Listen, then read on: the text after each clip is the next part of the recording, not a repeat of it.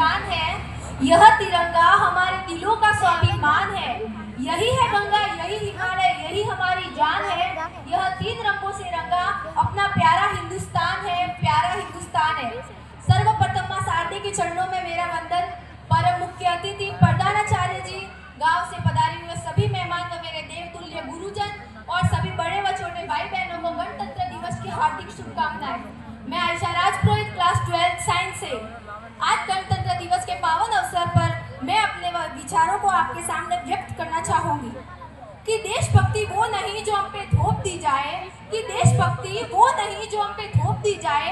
देशभक्ति वह है जिसमें व्यक्ति अपना कार्य पूरी लगन, निष्ठा, ईमानदारी के साथ करता है और की सहायता करता है। लेकिन हमारा समाज उसे तब तक स्वीकार नहीं कर देता जब तक कि वह राष्ट्रगान के सम्मान में खड़ा न हो जाए, भारत माता व वतन न लगा दे। वही दूसरी तरफ एक ऐसा व्यक्ति जो चाहता है, अगर वही व्यक्ति अपनी छवि सुधारने के लिए 4 लोगों के सामने राष्ट्रगान के सम्मान में खड़ा हो जाए, वो भारत माता व वंदे मातरम के बढ़ चढ़ के नारे लगा दे, तो वही व्यक्ति उन लोगों की नजरों में सबसे बड़ा देशभक्त बन जाता है। कि साहब माना जाता है जब अंग्रेजों के गुलाम थे, जब अंग्रेजों का शासन था, तो वीर क्रांतिकारियों व वीर सेनानियों के एक नारों पर टोले के टोले उमड़ आते थे। वे अपने देश के खातिर मर मिट जाने को तैयार थे। लोग मर जाते थे, मिट जाते थे, अपनी देशभक्ति साबित कर जाते थे।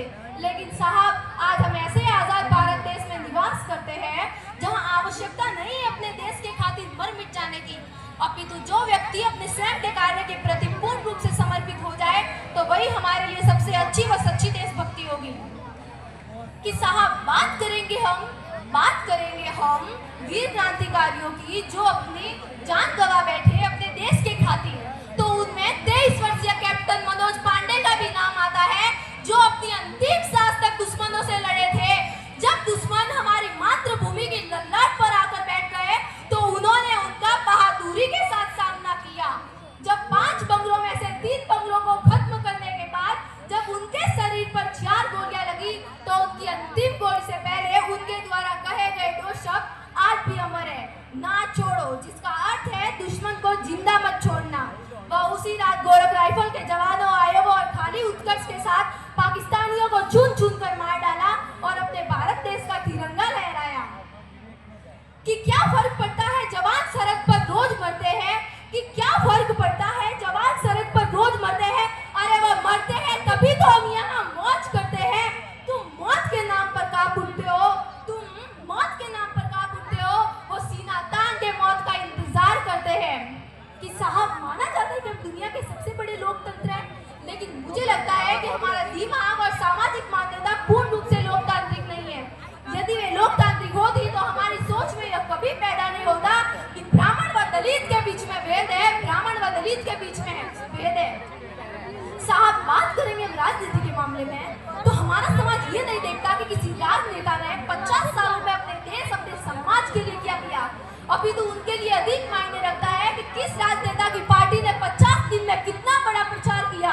जिस पार्टी का जितना बड़ा प्रचार होगा वो उतनी बड़ी कुर्सी पर बैठेगा। कि साहब इस देश में हिंदू पैदा होते हैं, मुस्लिम, सिख और ईसाई पैदा होते हैं, लेकिन बदकिस्मती से एक अच्छा इंसान पैदा नहीं होता, अच्छा इंसान पैदा नहीं होता। और साहब बात करेंगे हम स्त्रियों के मामले में, तो जिस समाज में स्त्रियों को पूछने की बात कही, वही देश नारी सुरक्षा में सबसे बदतर देशों की गिनती में 4थे स्थान पर आता है। सबसे बदतर देशों की गिनती में 4थे स्थान पर आता है। साहब आज आवश्यकता है उस नारी समाज को जगाने की, उन्हें जागरूक करने की, उन्हें एहसास दिलाने की कि वह हर एक अधिकार की अधिकारी है, कि वह हर एक अधिकार की अधिकारी है। कि बहुत छुपा है साहस तुझ में, अब उठ उसे पहचान तू। कि बहुत छुपा है साहस तुझ में, अब उठ उसे पहचान तू। जागरण दुर्गा तू है, राष्ट्र सम्मान तू। और साहब राष्ट्र निर्माण की बात करें तो हमारा राष्ट्र निर्माण तब संभव होगा जब नारी को